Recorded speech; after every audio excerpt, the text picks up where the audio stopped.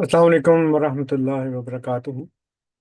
आप अपनी स्क्रीन पर ये देख रहे हैं कि एक किताब है जो मोहम्मद मतीन खालिद साहब ने लिखी है। उसका उन्होंने उन्वान रखा है सबूत हाजिर हैं। यानी जो जमात अहमदिया के अकायद हैं उनके मुतालिक उन्होंने बातें की हैं इसमें।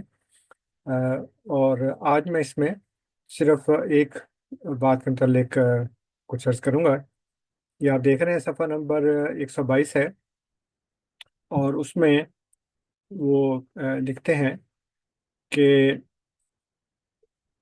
अगर हजूर अकरम सल्लल्लाहु अलैहि वसल्लम की उम्मत अजाबत या उम्मत दावत में नबूवत और रसालत का सिलसिला जारी होता तो या अय्युहल्लज़ीना आमनू या अय्युहन्नास के अल्फाज से खिताब करके नबियों और रसूलों की आमद बताई जाती। मैं तमाम कादियानियों को चैलेंज करता हूँ कि पूरे कुरान में कहीं किसी एक जगह या अय्युहल्लज़ीना आमनू या या अय्युहन्नास के खिताब के बाद रसूलों की आमद का तस्करा दिखा दें। मैं उन्हें मुंह मांगा इनाम देने के लिए तैयार हूँ। आगे भी हैं बातें लेकिन उसके मतलब फिर इंशाल्लाह बाद में बात करेंगे।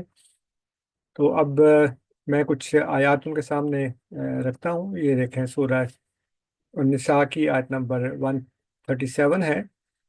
उसमें अल्लाह ताला फरमाता है या अय्युहल्लज़ीना आमनू, यानी उन्होंने कहा था या अय्युहल्लज़ीना आमनू बताओ, तो ये आयत आ गई या अय्युहल्लज़ीना आमनू आमिनू बिल्लाहि व रसूलिही।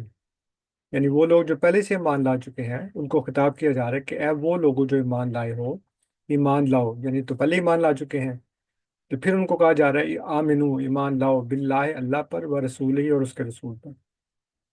ठीक है जी।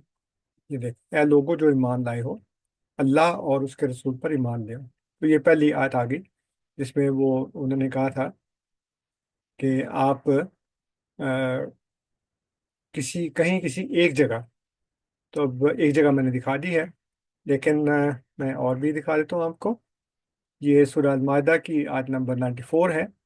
लैसा अलल्लज़ीना आमनू, नहीं है ऊपर उन लोगों के जो ईमान लाए, व अमिलुस्सालिहात और अमाल सालिहा किए, जुनाहुन कोई गुनाह, फी मा ताइमू उसमें जो वो खाते हैं, इज़ा मत्तक़ौ व आमनू जब वो तकवा अख्तियार करें और ईमान ले आए, व अमिलुस्सालिहात। यानी देखें वो उनको खिताब किया जा रही है, उनके बारे में बात की जा रही है जो ईमान ला चुके हैं। लैसा अलल्लज़ीना आमनू व अमिलुस्सालिहात, उन पर कोई गुनाह नहीं है जो ईमान ले और अमाल सालिहा करे अगर वो खाएं।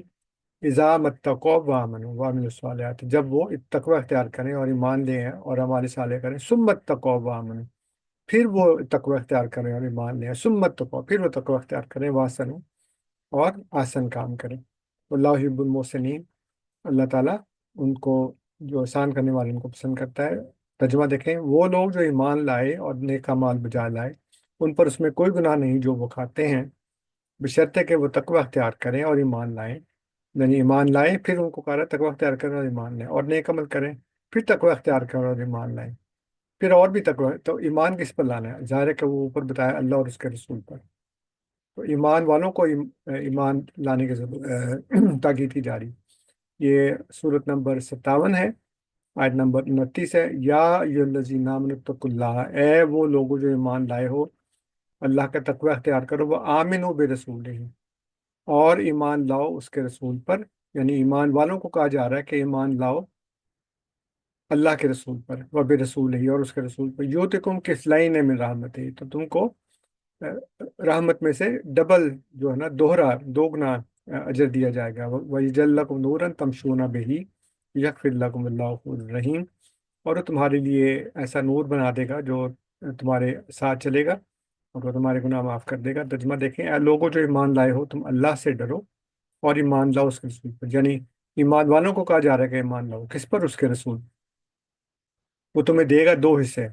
यानी नबी करीम सल्लल्लाहु अलैहि वसल्लम पर तो ईमान लाए हो, अब मसीह मौत पर भी ईमान लाओ। और जब तुम मसीह मौत अलैहिस्सलाम पर भी ईमान लाओगे तो वो तुम्हें देगा दो हिस्से अजर अपनी रहमत से, और बनाएगा तुम्हारे लिए ऐसा नूर कि तुम चलोगे उसके साथ और वो बख्श देगा तुम्हें। और अल्लाह बहुत माफ़ करने वाला और नहायत रहम करने वाला। तो ये मैंने आपको ये आयत बता दी हैं। एक ये सूरह अल हदीद की है, 57 नंबर सूरत है, 29 नंबर आयत एक, और ये दो, और ये 3। تو 3 آیات میں نے آپ کے سامنے رکھی ہیں۔ اب میرا مطالبہ یہ ہے محمد متین خالد صاحب سے، میں پہلے بھی ریڈیو پروگرام میں بھی ایک دفعہ کہہ چکا ہوں، انہوں نے جواب نہیں دیا۔ تو اب ٹک ٹاک کے ذریعے یا یوٹیوب کے ذریعے میں بتا رہا ہوں دوبارہ کہ محمد متین خالد صاحب، اب آپ تیار رہیں، میں آپ سے منہ مانگا انعام لوں گا اور آپ کو وہ دینا پڑے گا۔ اور اگر آپ نے وہ نہ دیا تو اس کا مطلب یہ ہے کہ آپ نے یہاں پہ جھوٹ بولا ہے، غلط بات کی ہے، اور جو چیلنج دیا ہے وہ آپ کو الٹا پڑ گیا ہے۔ ٹھیک ہے جی؟ السلام علیکم ورحمۃ اللہ وبرکاتہ۔